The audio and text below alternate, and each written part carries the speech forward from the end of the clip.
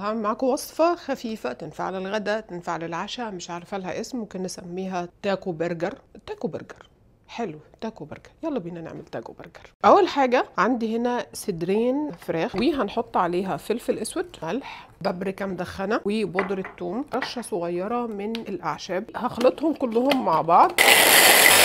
هنحضر الصوص كميات متساوية من الكاتشب مع المايونيز. حابين تزودوا عليهم كمان الهوت صوص، ميه مخلل الخيار. اقلبهم كده مع بعض. جاهز الصوص.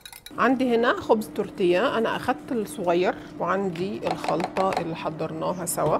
هناخد شويه من الخلطه وهنفردها عليها. خلوها طبقة رفيعة عشان بسرعة تستوي. 3-4 دقايق على النار بتكون جاهزة. نقطتين بس كده زيت زيتون، وعلى طول كده على نار عالية بقلاية سخنة.